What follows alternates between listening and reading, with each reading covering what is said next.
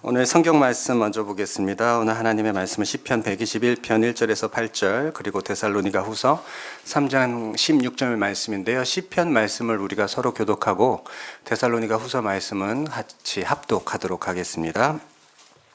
제가 먼저 봅니다. 내가 산을 향하여 눈을 들리라. 나의 도움이 어디서 올까? 나의 도움은 천지를 지으신 여호와께로서로다. 여호와께서 너를 실족하지 아니하게 하시며 너를 지키시는 이가 졸지 아니하시리로다.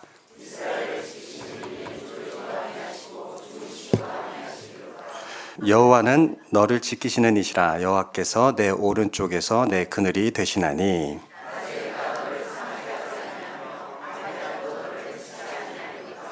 여호와께서 너를 지켜 모든 환난을 면하게 하시며 또 내 영혼을 지키시리로다. 함께 봅니다.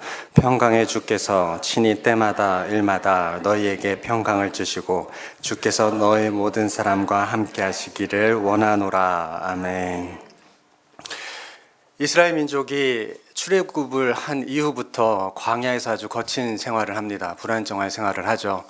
그 이후에 목표였던 가나안 땅을 들어가게 되는데 이게 웬일입니까? 적과 꿀이 흐를 줄 알았는데 그 가나안 지방에 있는 그 부족민들하고 전쟁이 끊이지 않는 거예요. 그 내용이 여호수아 사사기까지 이어집니다. 몇백 년이죠. 자, 이런 고생 끝에 다윗의 시대에 이르러 드디어 안전한 성읍 예루살렘을 얻게 됩니다. 예루살렘이요 해발 800m거든요. 주변 지형에 비해 상당히 높은 편입니다. 그리고 여러분들에게 익숙한 시온산, 그 시온 산기슭에 바로 예루살렘이 위치하여 있습니다. 예루살렘은 지형적 특징이요. 동쪽으로는 기드온, 그 다음에 서쪽으로는 중앙, 또 남쪽으로는 힌놈, 골짜기들이 둘러싸여 있어요. 그러니까 산과 산 사이를 골짜기라고 그러잖아요. 그래서 뭐 산골짜기라고도 부르는데 결국은 그렇게 예루살렘이 산들에 둘러싸여 있기 때문에 천연 요새와 같은 모습을 가지고 있습니다. 그리고 이 산이 외침을 막아주는 가장 안전한 보호막이 되었어요. 그러니 전쟁이 참 많았던 다윗의 시대에 이 산만 보고 있어도 뭔가 좀 그죠? 듬직하고 뭔가 좀 안정된 것 같고 이제 우리가 조금 편안하게 살 수 있겠구나라는 느낌을 많이 받을 수 있었을 것 같습니다. 그래서 여러분 이스라엘의 전쟁 역사를 조금 살펴보면은요. 남쪽과 서쪽과 동쪽에서 쳐들어오는 전쟁은 그나마 좀 제법 잘 막아요. 그러나 북으로부터 공격해 들어오는 적군에게는 아주 속수무책인 경우가 많습니다. 지형적 특징 때문에 그렇죠. 북쪽에는 산이 있지 않으니까. 자, 상황이 이렇게 되다 보니 이 산들이 점점 이스라엘이 의지하는 대상이 되어버렸어요. 이 보고만 있어도 참 편안한 안전한 이러한 외적 환경이 시간이 지남에 따라 하나님에 대한 간절함과 열망을 식혀버리는 요인이 되어버렸습니다. 그리고 보호하고 돌보시는 하나님의 위치를 어느새 산들이 떡하니 차지하게 된 거죠. 외적인 안전장치가 전혀 없었던 광야에서는 오히려 하나님을 열심히 찾고 하나님께 간절하고 또 하나님을 제법 체험했던 이스라엘 민족이 오히려 이 천연 요새에 가까운 예루살렘에 들어와서 다윗 시대의 이 태평성대를 겪고 있다 보니까 하나님을 의지하지 않고 이 산이 주는 안정감 때문에요. 점점 영적으로 더 어두워져 가고 침체기를 겪는 것을 시편 기자가 보면서 이렇게 이야기합니다. 내가 산을 향하여 눈을 들리라. 나의 도움이 진정 어디로부터 오는 것인가? 여러분 오늘 이 시편 121편 말씀을요. 많은 사람들이 제법 많이 오해합니다. 노래도 많죠. 내가 산을 향하여 눈을 들리라도 많고 많은 사람들이 이 말씀 구절 시편 23편과 함께 굉장히 좋아하는데요. 특히 우리 그 주로 산악 선교회 같은 곳에서 굉장히 사랑하는 말씀이잖아요. 그 깃발 보면 다 시편 121편 1절이에요. 내가 산을 향하여 눈을 들리라 라는 말씀이 참 많습니다. 물론 산에 하나님 계시죠. 자연 속에 거하시는 우리가 느낄 수 있는 하나님의 임재 또한 중요합니다. 체험해야죠. 또 오늘 본문에 나오는 산들이 시온산으로 해석이 될 수도 있습니다. 시온산은 거룩한 산, 하나님이 계시는 산, 성산이기 때문에 우리가 산을 들어서 하나님을 바라본다라는 해석도 충분히 가능하지만 오늘 말씀에 산이라는 히브리어 단어 헤아림은 복수형입니다. 시온 산을 지칭하는 것이 아니고 산들을 이야기하는 것이죠. 무엇입니까? 예루살렘 주변을 둘러싸고 있는 산, 그리고 예루살렘 성전에서나 예루살렘에서 둘러볼 수 있는 산들, 오늘 성경에서 말하는 산은 그런 산이거든요. 그런 시편 기자가 그냥 산을 보면서 그 아름다움에 감상에 젖어서 그 평안함과 풍요로움을 시로 적은 그러한 내용이 아니라는 겁니다. 오늘 시편의 내용은 영적으로 점점 침체해가고 하나님을 더욱더 적극적으로 의지하지 않고 이제 우리가 갇혀놓은 이 난정함 속에서 마치 그 산이 우상이나 된 듯한 그러한 모양을 보면서 안타까운 마음에 이 시편 기자가 오늘 하나님을 잊어가고 있는 세대를 향해 묵직한 신앙 고백을 남긴 겁니다. 그도 그럴 것이 고대 사람들은 이 울창한 산들을 보면 숭배하는 그런 마음들을 가졌어요. 옛날엔 그렇잖아요. 그래서 여러분 보십시오. 이 예루살렘 지형이 어떤 곳이냐면 다윗이 여부스족을 침략을 해서 그들에게 빼앗은 영토가 예루살렘입니다. 그 지역입니다. 시온산 지역이거든요. 그러니 정복하고 들어갔을 때 그 시온산에는 여부스족들이 섬겼던 신당들이 가득하였어요. 우상 숭배의 근간이 되었던 그런 곳이거든요. 그런 이제 시편 기자가 예루살렘 산들을 보면서 한탄하는 거예요. 우리가 저 우상들을 다 밟고 이곳 예루살렘에 하나님의 성전을 지어서 하나님만 예배하고 찬양하고 경배하려고 하였는데 이제 조금 시간이 지나 성전도 짓고 나라가 안정이 되고 그러다 보니 우리가 저 산이 우상이 되어서 여부수족과 같은 모양으로 우리가 신앙생활을 하고 있구나 라는 것을 한탄하고 있는 겁니다. 사람들이 하나님의 신뢰를 의지하고 하나님의 신뢰를 더 간절히 찾고 믿는 것이 아니라 내 눈에 당장 잘 보이는 내 삶을 둘러싼 그런 풍요로움과 같은 산들을 보면서 그러한 안전함을 신뢰하는 것을 보면서 하나님의 향한 마음이 식어간다는 것을 시편 기자는 느끼고 있었습니다. 그래서 시편 기자가 도전하면서 이야기를 하는 겁니다. 눈을 들어서 산을 보십시오. 생각을 하십시오. 저 산입니까? 아니면 저 산을 지으신 여호와입니까? 우리의 도움은 어디로부터 오는 것입니까? 라고 시편 기자가 이야기하고 있는 것입니다. 그러면서 우리 하나님께서 우리를 위해서 하시는 일들을 3절부터 쭉 설명하기 시작하는데요. 3절부터 눈여겨보아야 할 것은 빠지지 않고 반복되는 단어가 하나가 나옵니다. 그것이 바로 지키신다라는 말씀입니다. 물론 6절에는 상하지 않게 한다, 해치지 않게 한다라고 표현하지만 그 또한 지키신다는 뜻이고요. 8절에 대해서는 그냥 지키는 게 아니라 영원히 지키신다고 강조하여 이야기하고 있습니다. 자, 그럼 질문을 할 수밖에 없어요. 하나님께서 항상 지켜주십니까? 이렇게 아멘이라고 나오면 오늘 설교는 여기까지입니다. 고생하셨습니다. 5분 만에 끝났네요. 아멘이라고 나와야죠. 그것이 신앙이죠. 그렇죠. 그것이 이제 이번 설교의 목적이죠. 하지만 하나님이 항상 지켜주십니까? 라는 질문에 조금이라도 머뭇거리게 된다면 한번 조용히 생각해 보십시오. 여러분들 신앙생활 할 때 하나님께서 나를 늘 지켜주셔라는 평강 가운데 놓일 때도 있지만 혹시 머뭇거리게 된다면 오늘 시편의 말씀 항상 지켜주신다 그렇게 반복되고 8절에는 영원히 지켜주신다고 강조했던 이 말씀을 우리는 어떻게 받아들이고 또 어떻게 해석을 해야 할까요? 자, 보십시오. 이미 시편 121편에서는 시편 기자가 우리에게 이미 두 가지 방향을 제시하였습니다. 한쪽에는 우리가 바라보는 산이 있고 다른 한쪽에는 그것을 지으신 하나님이 계십니다. 한쪽에는 내가 정말 현실적으로 나에게 필요한 내가 꼭 있어야 하는 나에게 꼭 있어야 하는 의지하는 산이 있고 다른 한쪽에는 나를 지키시는 하나님이 계시고 그렇게 우리는 내가 필요한 내가 만든 하나님과 나를 만드신 하나님 사이에 괴리가 발견되는 것이죠. 이 차이가 항상 나를 지켜주신다는 하나님의 말씀을 신뢰하지 못하게 만듭니다. 살다 보면 그럴 때 있잖아요. 저는 그럴 때 있던데요. 하나님, 이게 정말 하나님의 최선이십니까? 하나님 어떻게 저에게 이렇게 하실 수가 있습니까? 하나님, 살아계시다면 저에게 이렇게 하시면 안 되죠. 이런 고백이 나올 때가 있어요. 그런 말 할 때가 있습니다. 그러나 여러분, 하나님 신실하십니다. 우리가 그거 믿죠? 하나님 거짓 없으시고 변치 않으십니다. 그렇죠? 하나님 약속을 지키시죠? 근데 그 약속 어떻게 지키십니까? 자신이 희생하면서 자신이 헌신하면서까지 우리를 신뢰해 주시죠. 그래서 우리가 신실하신 하나님을 찬양하는 것 아니겠습니까? 그럼에도 불구하고 우리가 살다 보면 그것이 아멘이 되지 않을 때가 있다는 거예요.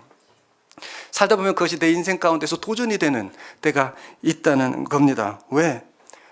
하나님이 갖고 계신 방향과 내가 갖고 있는 신앙의 방향성이 서로 다를 때 우리는 거기에 괴리가 생기고 아멘이 잘 되지 않을 때가 있는 것이죠. 마치 오늘 본문에서처럼 천지를 지으신 여호와가 계심에도 불구하고 그것을 만든 피조물 앞에 우리는 안정감을 얻으면서 나의 방향성이 산을 향하여만 있을 때 그때 바로 우리는 신앙의 괴리를 갖게 됩니다. 하나님은 성경 여러 곳에서 나를 위해 최선을 다한다고 말씀하세요. 귀에 못이 박히게 얘기하세요. 오늘 본문 말씀이 대표적이지만 이러한 말씀은 성경 어디에서든 쉽게 발견하고 찾을 수 있습니다. 다만 나의 삶 속에서, 나의 신앙의 삶 속에서 하나님의 최선이 발견되어지지 않는다면 그건 내가 못 찾는 것이든지 아니면 하나님의 최선이 매일이 아니든지 둘 중에 하나라는 이야기인데요.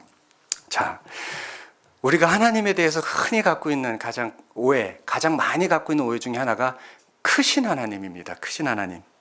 위대하고 놀라우신 하나님, 크신 사랑, 크신 은혜. 그래서 뭔가 하나님께로부터 오는 것은 커야 된다고 생각해요. 하나님께로부터 오는 것은 세상의 것과 다른 무엇이라고 생각하는 그런 강박적 신앙을 갖게 됩니다. 그래야지 하나님 믿어지는 거거든요. 아, 우리 하나님 역시 저 정도는 돼야지 우리 하나님이지. 또 주의 종을 또 어떻게 봅니까? 역시 저 정도는 해야지 하나님의 사람이지. 이런 좀 강박이 있어요. 왜? 성경에서 그렇게 이야기하거든요. 놀라우시고 광대하시고 크신 하나님 맞습니다. 그러나 여러분 한번 보십시오. 대표적으로 누가 이런 강박에 있냐면 이스라엘 민족이 그래요. 이스라엘 민족들 잘 한번 보세요. 매일매일 이어졌던 만나, 메추라기, 매일 따라다녔던 불기둥, 구름기둥에 대해서 큰 찬양이 없어요. 성경 한번 살펴보세요. 근데 이스라엘 민족이 언제 한번 찬양합니까? 홍해 갈라졌을 때. 여러분 홍해 갈라졌을 때 보세요. 실제 그 다음 장 전체, 한 장 전체가 찬양이에요. 그게 출애굽기 15장입니다. 그러니 이 사람들이 매일 볼 수 있는 하나님, 매일 내 생활 속에 있었던 하나님, 나에게 매일 호흡을 주셨던 하나님, 나를 먹고 살게 해주셨던 하나님, 나를 입게 해주셨던 하나님에 대해서는 없어요. 다만 뭔가 내 앞에 뭔가 큰 기적, 정말 이건 내 힘으로 감당할 수 없는 것 필요하죠. 하지만 여기에 대한 반응만 있어요. 그래서 전 출애굽기 15장을 볼 때마다 씁쓸해요. 이 찬양이 꼭 홍해가 갈라졌을 때만 이렇게 나와야 하는 찬양일까? 와, 그 전에 하나님이 얼마나 많은 일들을 하셨는데 이스라엘 민족이 그래요. 큰 하나님, 광대하고 위대한 하나님, 이 강박이 사로잡혀 있는 민족이 이스라엘 민족이었습니다. 그런데 여러분 어쩌죠? 성경을 보면은요, 하나님의 최선은 큰 것보다 아주 소소하고 작은 것들이 훨씬 많습니다. 그래서 우리 예수님이 너무 좋아요. 우리 예수님이 하신 말씀 구구절절 하나하나는 다 여기에 집중되어 있어요. 대표적인 말씀 한번 볼까요? 우리 예수님의 명언이시죠. 마태복음 6장 25절에서 30절을 저와 여러분들이 한 절씩 교독하여 읽도록 하겠습니다. 제가 먼저 봅니다.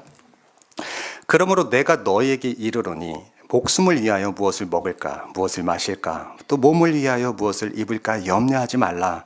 목숨이 음식보다 중하지 아니하며 몸이 의복보다 중하지 아니하냐. 공중의 새를 보라.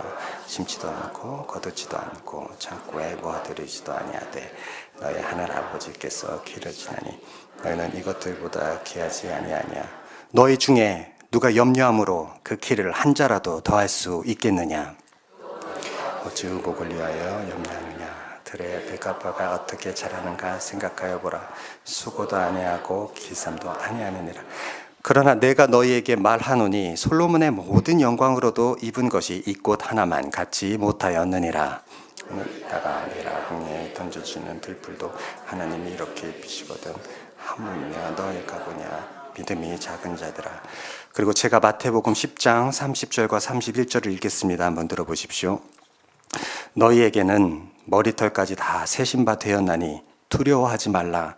너희는 많은 참새보다 귀하니라. 여러분 하나님의 최선이 느껴지시나요? 내 머리털을 다 세고 계신데요.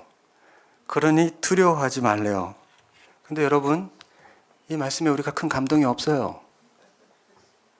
내가 네 머리털을 다 황금으로 바꿔줄게 막 뭐 이래야 되는 건가요? 아니면은 뭐 여기 그런 분 계신가요 혹시? 무성하게 만들어줄게 뭐 이래야지 되는 건가요? 지금 예수님이 힘주어서 하나님이 어떤 일을 하시는지, 하나님이 어떤 마음 갖고 계시는지, 내가 그 하나님의 뜻을 받아서 무엇을 사역하지에 대해서 이야기하고 계시는 겁니다. 너희는 머리털까지 다 세신 바 되었어. 그래 두려워하지 마. 네 말씀 그냥 이렇게 덮어요. 이게 나에게 그렇게 큰 감동이 안 돼요. 안 돼요. 매일 먹을 수 있는 거, 매일 입을 수 있는 거, 별 감동 안 돼요. 하나님 나를 매일 지켜보고 계신다는 거, 별 감동 없어요. 큰 감동 안 돼요. 들풀도 하나님이 이렇게 입히시거든 하물며 너희일까 보냐. 믿음이 작은 자들아. 예수님께서 말씀하십니다. 뭘 얘기할까요? 큰 믿음 맨날 찾고, 홍해 찾고, 뭐 갈라지는 것 찾고, 병자 일으키는 것 찾고, 그런 스펙타클한 그런 그 기적 같은 것만 찾는 자들아. 믿음이 작은 자들아. 어이구, 그게 큰 믿음인 줄 알았는데 새 산을 옮기고 막 뭔가 어마어마한 일이 일어나고 이런 게 큰 믿음인 줄 알았는데, 우리 예수님은 네 머리털 세는 것도 몰라 하나님이? 너 지금 너 의복보다 네 몸이 더 중요한 거 몰라?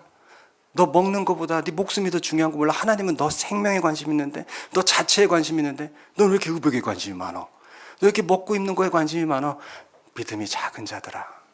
왜 하나님의 그 작은 최선들, 너의 일상에서 일어나는 그 작은 것들을 왜 못 봐? 내가 널 얼마나 사랑하는지 그걸 왜 못 느껴? 너 왜 이렇게 큰 것만 보니? 라고 이야기하시는 것 같습니다. 여러분, 성경에서 말하는 신앙인이 무엇입니까? 매일매일 우리에게 다가오는 하나님의 섭리를 느낄 수 있는 사람들이 신앙인입니다. 그리고 그것이 은혜가 되고 거기에 반응이 되는 사람들이 신앙인입니다. 이방인은 무엇입니까? 매일매일 하나님의 섭리가 일어나도 그게 뭔지 몰라요.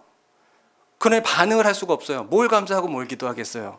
매일매일 우리에게 느껴지는 하나님의 최선과 섭리를 느끼지 못하는데 어떻게 반응할 수가 있겠습니까? 그래서 그들의 삶에는 감사가 없습니다. 그래서 이방인이라고 하는 겁니다. 여러분, 오늘 두 번째 읽은 본문이 데살로니가 후서 3장의 본문입니다. 사도 바울 선생님께서 쓰신 글이고 얼마 전 깊은 뜻에서 우리가 묵상하였던 글입니다. 사도 바울이 누구입니까, 여러분? 사도 바울의 인생 전체에서 사도 바울이 몇 년의 감옥에 가 있는 줄 아십니까? 12년입니다. 5년 한 번, 2년 한 번, 3년 한 번, 마지막 2년. 12년을 감옥에 갇혀요. 감옥에서 쓴 편지들, 쫓겨가면서 쓴 편지들, 심지어 데살로니가 전서는 언제 남깁니까? 데살로니가 교회에서 쫓겨나고 거기 그 유대인들, 에지테이를 선동자들에게 자기가 세운 교회에서 쫓겨나면서 그 지역을 벗어나면서 데살로니가 교인들에게 아주 위대한 말씀 하나를 남기죠. 항상 기뻐하십시오. 쉬지 말고 기도하십시오. 범사에 감사하십시오. 그리고 무엇이라고 얘기합니까? 이것이 하나님이 원하는 겁니다. 이것이 하나님의 뜻입니다. 그런데 현대인들은 어떻게 받아들입니까? 어떻게 항상 감사할 수 있습니까, 하나님? 어떻게 항상 쉬지 않고 기도할 수 있습니까, 하나님? 어떻게 범사에 우리가 기뻐하면서 지낼 수 있습니까, 하나님? 이렇게 묻습니다. 왜 그럽니까? 하나님의 최선에 대해 오해하고 있어서 그래요. 하나님의 최선을 못 느껴서 그래요. 여러분, 우리에게 전승이 된 예수 그리스도를 믿는 신앙은 우리의 삶 속에서 우리 하나님의 최선이 늘 발견이 되어서 그것에 대해 반응하는 신앙입니다. 그것이 기도와 감사로 응답되는 신앙입니다. 그래서 매일 발견되면 매일 감사할 수 있고 매 순간 발견되면 매 순간 감사할 수 있는 겁니다. 여러분, 하나님의 섭리가 단발적이라고 생각하십니까? 아니면 하나님의 최선이 있다 없는 것이라고 생각하십니까? 다 동의하시지 않습니까? 하나님 항상이시라고, 하나님 늘 존재하신다고, 나를 항상 지켜보신다고. 그럼 못 느낀다면 우리가 발견 안 하고 있는 거죠. 우리가 지나쳐가고 있을 수도 있는 것이죠. 항상 감사하고 기뻐할 수 있는 이유는 하나님의 최선이 우리 삶 가운데 항상 담겨 있기 때문입니다. 이것이 강제되는 것이 아니에요. 무조건 감사해. 신앙생활은 감사야. 신앙생활은 기도야. 뭐 전사를 만드는 이런 강제 조항이 아닙니다. 너희는 늘 기뻐야 돼. 막 이렇게 막 억지로 이렇게 하는 게 아니에요. 하나님은 그러신 분이 아니에요. 살다 보면 자연스럽게 툭 나오는 거예요. 왜? 하나님에 대한 반응이기 때문에. 여러분, 맛있는 거 먹으면 어때요? 맛있다 그러죠. 근데 고장난 사람은 맛있는 걸 먹어도 맛있다 말을 못해요. 그럼 음식이 잘못된 건 아니지 않습니까? 근데 우리가 반응을 못한다면 우리 삶을 좀 돌아봐야죠. 하나님은 늘 최선이신데 왜 이게 안 될까? 왜 이게 어렵다고 할까? 내가 원하는 방향대로 하나님의 방향이 맞지 않기 때문에 그렇습니다. 하나님이 나를 지키시는 것이 내가 원하는 방향대로 되지 않는다고 여기기 때문입니다. 나한테는 산 같아야 되거든요. 나한테 저렇게 풍요로워야 되거든요. 나한테 저렇게 안정적이어야 되거든요. 뭔가 나를 많이 지켜줄 것 같은, 내 눈에 보여야 되거든요. 삥 둘러서 볼 수 있을 것만 같은 그런 산맥처럼 이루어져야 되거든요. 그 방향성이 맞지 않으면 하나님은 나한테 최선이 아닌 게 돼버리는 거예요. 그런 경우 참 많습니다. 여러분, 그렇지 못할 때 매일 쏟아지는 하나님의 최선도, 우리에게 항상 신실하신 하나님의 사랑도 그냥 스쳐 지나갑니다. 너무너무 중요해요. 내가 생각하고 있는 믿음의 방향과 하나님의 신앙의 방향이, 하나님의 방향이 맞지 아니하면 그냥 서로 그냥 지나쳐가는 거예요. 매일매일 홍수같이 쏟아지는 은혜도 나는 발견하지 못하고 그냥 지나쳐가는 거예요. 목적이 다르니까. 그러니 범사에 어떻게 감사하냐고, 범사에 어떻게 기뻐하냐고 되물을 수밖에 없는 것이죠. 여러분, 우리는 매일매일 일어나는 하나님의 자그마한 간섭도 마치 하나님이 내 머리털을 세시는 거라는 그 말씀 하나로도 나를 먹이시고 입히시고 자라게 하시고 너무나 자연스러운 것 속에서도 하나님께 반응할 수 있어야 합니다. 그것이 신앙인입니다. 사랑해 보셨죠? 예. 사랑하는 사람 본 적 있으시죠? 사랑하는 사람이 나를 본 적 있죠? 승질나던가요? 눈을 확 막 이렇게 어서 날 쳐다봐 막 이래요? 하나님이 여러분 매일 보고 계신대요. 지켜보고 계신대요. 근데 우리는 그거 보면서 어떻게 해요? 무덤도 매일 지나가요. 하나님의 사랑이, 하나님의 최선이, 나를 위해서 소비되는 하나님의 열심이, 그 간절함이, 그 열망이 매일 그냥 스쳐 지나가요. 왜? 내가 딴 데 보고 있거든요. 안 보니까. 봐봐요. 보면 반응이 일어나요. 어찌 사람들끼리도 사랑하는 눈빛을 주고받으면 감동이 되는데, 사람들끼리도 그 사랑하는 눈빛 가운데 마음이 녹는데, 하나님이 사랑의 눈으로 우리를 바라보는데 우리가 변하지 않는다고요? 천만의 말씀이에요. 그건 하나님을 너무 오해한 거예요. 우리가 안 보는 거예요. 우리가 그 시선을 외면하는 거예요. 우리가 내 방향이 하나님의 방향과 달라서 산만 쳐다보고 있어요. 산만. 그걸 지으신 하나님 안 봐요. 못 봐요. 왜? 지금 당장에 내 산이 더 중요하거든. 내가 이루어야 될 것들, 아니면 나에게 도전이 되는 것들, 어떤 방향으로 오든 그 산 앞에서 서 있어서 그것만 보고 있는 거예요. 우리 하나님 얼마나 안타깝겠어요. 시편 121편이 그 안타까움이 담긴 거예요. 어떻게 지키시는지 3절부터 8절까지 한 절도 안 빼놓고 지키신다는 말씀을 왜 넣어놓겠어요? 아이고, 이걸 이렇게 못 볼까? 아이고, 이걸 이렇게 못 느낄까? 이 답답한 사람들 산만 쳐다보고 있네. 시편 기자의 아주 가슴 아픈 그러한 말이지 않겠습니까? 우리는 하나님이 우리를 졸지도 않고 그렇게 바라보신다는 말에 우리는 이 감사와 행복을 찾을 겨를이 없는 거죠. 내가 원하는 산은 그게 아니니까. 자, 어떤 아들이요, 어머니를 효도 관광을 시켜드렸어요. 유럽으로. 관광을 마치고 돌아온 어머니께 얼마나 궁금하겠어요. 또 자신이 많은 것을 헌신해서 어머니를 관광을 시켜드렸으니까 물어봅니다. 어머니 좋으셨죠? 좋은 거 많이 보셨죠? 맛있는 거 많이 드셨죠? 그런데 어머니가 굉장히 실망스러운 표정을 지으시면서 뭐라 그러시냐면, 나 본 것 하나도 없다 이러시는 거예요. 너무 당황스럽죠. 아니, 어머니 몇백만 원을 들여서 어머니 지금 제가 관광을 보내드렸는데 에펠탑 보셨잖아요. 맛있는 거 드셨잖아요. 근데 어머니가 하시는 말씀이, 난 그런 거 본 적도 없고 깃대밖에 본 게 없어, 이렇게 말씀하시는 거예요. 이 안내자가 알고 보니까 할머니들을 가이드해서 가다 보니까 깃대를 들고, 할머니들 이 깃대 놓치면 집에 못 갑니다, 이렇게 너무 힘줘서 얘기했던 거예요. 그 할머니들이 에펠탑 가서도 깃대, 뭐 식사하다가도 깃대, 그는 깃대, 결국 인천공항 도착해서야 깃대로부터 해방이 된 거예요. 뭘 받겠어요? 매일매일 나에게 쏟아지는 하나님의 최선을 그놈의 깃대 때문에 못 봐요. 못 봐요. 내가 만든 하나님, 이 정도 돼야 내가 하나님이라고 인정할 수 있어. 아니면 너무 무서운 세상, 그 뒤에 있는 하나님을 못 봐요. 그러니까 그놈의 산이 깃대가 돼가지고 하나님을 발견하지 못해요. 매일매일 누릴 수 있는 내 앞에 놓으신 그 은혜들, 그 좋은 것들, 선한 것들 아무것도 발견하지 못해요. 깃대 때문에. 목표를 세운다는 거 나쁜 것 아닙니다. 필요하죠. 목표, 명분, 소원, 대의 나쁜 것 아닙니다. 그런데 이러한 것들이 내 삶의 목적이 되어서 신앙으로 감싸고 그것을 합리화하기 시작하면은요, 현재 느껴야 하고 항상 감사해야 할 것을 그저 빠르게 지나치게 만들어요. 이렇게 살면 행복할 수가 없어요. 늘 미래에 나에게 오지 않은 것 때문에 나의 현재를 희생시켜야 돼요. 하나님은 그걸 원치 않으세요. 여러분 잘 생각하셔야 돼요. 하나님은 너희들 미래에 올 구원을 위해서 지금 이 시간을 감사해라 이렇게 말씀하신 적이 없어요. 나를 만드신 하나님은 그렇지 않으세요. 하나님 우리가 매일매일 감사할 만큼, 매일매일 행복할 만큼, 기뻐할 만큼 좋은 것들을 우리에게 매일 베푸세요. 매일 우리가 행복하게 살길 원하세요. 그래서 항상 감사라고 하신 거예요.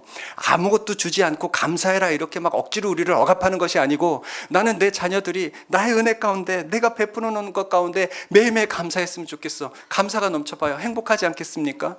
기쁨이 넘쳐봐요. 행복하지 않겠습니까? 하나님은 자신이 만든 자신을 꼭 닮은 우리가 매일매일 그렇게 살기를 원하시는 거예요. 매일매일. 그런데 우리는 그저 산만 쳐다보고 있다가 어떤 큰 대의적 목표, 이 나쁘다는 얘기는 아닙니다. 어떨 때 나빠지느냐? 그것 때문에 내 현재를 다 망쳐버릴 때, 그것 때문에 내 현재는 근심 가운데 있을 때, 그것 때문에 내 매일매일 쏟아지는 하나님은 보여지지 않을 때, 그것은 산과 같다라고 이야기하는 겁니다. 그것은 깃대와 같다라고 이야기를 하는 겁니다. 하나님을 발견하지 못하게 하는, 매일매일 쏟아지는 하나님의 최선을 느끼지 못하게 하는. 20세기 프랑스 최고의 지성이죠. 에밀 샤르티에는 그의 책 알랭의 행복론에서 행복은 부피가 아닌 빈도의 차라고 이야기합니다. 2016년에 나온 책입니다. 무슨 소리냐면, 사람은 아주 부피가 큰 한 번의 행복도 중요하지만 아주 큰 부피의 행복 한 번보다 자주 찾아오는 행복을 통해 진정한 행복함을 느낀다라고 그는 이야기합니다. 횟수가 중요하다는 이야기입니다. 큰 행복 한 번보다도 자주 우리에게 다가오는 행복, 그 잦은 행복감이 우리를 진정 기쁘게 만들고 행복한 생활을 만들어 준다는 거죠. 횟수가 중요하다는 이야기입니다. 여러분, 가끔 어마어마하게 큰 부와 명예와 인기를 누리고 있는 분들이 우울증에 걸려 극단적인 선택을 하는 것을 볼 수 있죠. 그런 뉴스를 볼 때 여러분들 어떻습니까? 너무 당황스럽죠? 저는 그 사람이 가진 거 100분의 1만 있어도 정말 하루 종일 하나님 찬양할 수 있을 것 같아요. 예. 너무너무 행복할 것 같은데, 아니 어떻게 저렇게 많은 걸 갖고도 우울증이 웬 말이야, 그런 생각 들죠. 크기는 문제가 없어요. 그분들에게 빈도가 문제예요. 빈도. 큰 부와 명예, 인기 얻은 사람일수록 활동기와 비활동기가 뚜렷합니다. 가끔 너무 유명한 연예인분들이 그렇게 되는 것을 보면 거의 비활동기 기간에 안타까운 일들이 벌어집니다. 그런 것을 볼 때 행복은 부피가 아닌 빈도의 차라고 이야기한 알랭, 에밀 샤르티의 행복론이 맞아 보여요. 그런데 알랭보다 우리를 더 잘 이해하시는 분이 계시잖아요. 우리의 설계자, 우리를 만드신 분. 하나님께서는 어떻게 해야 우리가 정말 행복한 신앙생활을 할 수 있는지 너무 잘 아세요. 그래서 때마다, 일마다 하나님의 최선을 느낄 때 우리는 평강 속에 살 수 있다라고 사도 바울이 이야기하는 겁니다. 그걸 깨달았기 때문에 무슨 일입니까? 때마다, 일마다는 뭐예요? 빈도예요. 항상, 늘 빈도입니다. 한 번의 큰 홍해와 같은 행복이 아니고 매일매일 찾아오는 메추리아와 만나와 같은, 매일매일 우리를 인도하시는 불기둥, 구름기둥과 같은 큰 산이 아니라는 거죠. 여러분, 때로는 내가 내놓은 기도 제목이 큰 산이 될 때도 있죠. 그것이 이루어질 때까지 달달달달 떨고 불안해하고 될까 안 될까 두려워하고, 그게 무슨 기도 제목이에요? 염려, 근심이지. 기도하면 평강을 얻어야 되는데 기도하면 걱정하고 있어요. 그 나오나 얼굴 시커머니 내 기도가 들어질까 안 들어질까, 그게 깃대가 됐어요. 그것만 봐요. 그래, 하루하루 즐겨야 될 하나님이 주시는 은혜, 평강은 그냥 또 쑥 지나가 버리는 거예요. 왜 그래요? 그 사람은 빈도가 중요한 사람이 아니고 큰 한 방이 중요한 사람입니다. 만일에 그러한 것만이 신앙의 올바른 모습이라면 나머지 시간들은 다 어떻게 돼요? 그것이 이루어지지 않는 나머지 시간은 다 뭐가 돼요? 공허해져요. 힘들어져요. 그래서 사도 바울이 오늘 두 번째 읽은 본문에서 때마다, 일마다, 항상을 강조하는 것 같습니다. 뭔가 큰 큰 것이 올 때만 감사할 수 있는 거 아니야. 작은 것 하나라도 우리는 감사할 수 있어. 너의 삶을 돌아봐봐. 하나님이 주신 것이 주지 않은 것보다 훨씬 더 많아. 꼭 무슨 큰 문제가 있어야만 너희가 열심히 기도할 수 있는 것 아니야. 아주 작은 나의 호흡 하나도 하나님께 기도와 찬양이 될 수 있어. 사도 바울의 가르침은 크기가 아닌 빈도에 집중합니다. 늘 항상. 왜 이렇게 강조할 수 있을까요? 우리 하나님이 어제도 오늘도 그리고 내일도 늘 항상 내 머리털 세고 계시거든요. 날 바라보고 계시거든요. 날 지키시거든요. 날 안으시고 날 업으시고. 오늘 시편 본문 121편에서는 이렇게 말씀하십니다. 제가 한번 정리하겠습니다. 3절입니다. 내가 널 실족하지 아니하게 한다. 얼마든 넘어져도 다시 일으켜 세우시겠다는 말씀입니다. 4절, 난 졸지도 않는다. 항상 나를 지켜보시겠다는 말씀입니다. 5절, 너의 그늘이 되어줄게. 쉴만한 물가로 인도하신다는 말씀입니다. 6절, 상하지 못하게 해치지 않게 하겠다. 우리를 반드시 회복시키시겠다는 말씀입니다. 7절, 환난을 면케 하겠다. 당신이 십자가에 오르는 환난을 당하시면서까지 우리의 영혼을 지키시겠다는 겁니다. 그리고 8절을 이렇게 마무리합니다. 내가 너를 영원히 지켜줄게. 때마다 일마다 너에게 평강을 주노라. 이것이 하나님의 최선입니다. 매일매일 반복되는 하나님의 최선입니다. 우리가 왜 이걸 놓치고 살까요? 왜 앞에 있는 설교자는 눈물을 흘리면서 감동이 되는데, 안 돼도 상관은 없어요. 상관은 없는데, 여러분들의 삶 속에서도 하나님의 최선이 매일 느껴졌으면 좋겠어요. 눈을 들어서 무엇을 보시겠습니까? 눈을 들어서 무엇을 보시겠습니까? 내 인생의 풍요로움을 보시겠습니까? 아니면 하나님께서 나를 만들어줄 무엇을 보시겠습니까? 아니면 여러분들이 정말 간절히 바라는 것이 무엇입니까? 옳습니다. 좋습니다. 기도 제목이 되어야 합니다. 하지만 매일 쏟아지는 하나님의 최선을 외면해야 할까요? 그것 가운데 우리가 느낄 수 있는 풍요로움과 안정감은 없을까요? 저는 그게 좀 더 큰 것 같은데요. 하나님의 방향에 맞게 우리도 그 방향으로 방향 설정만 하면 둘이 맞닿아요. 그걸 영어로 인카운팅이라 그래요. 하나님 만나는 것이죠. 매일매일 삶 가운데 그런 하나님과의 만남, 그런 접촉, 그런 인카운팅이 일어나서 은혜 가운데 사는 저와 여러분이 되었으면 좋겠습니다. 삶의 행복의 빈도가 달라져요. 하나님의 신실하신 최선으로 여기 모인 저와 여러분의 삶이 때마다 일마다 항상 평안하고 행복하길 간절히 소망합니다.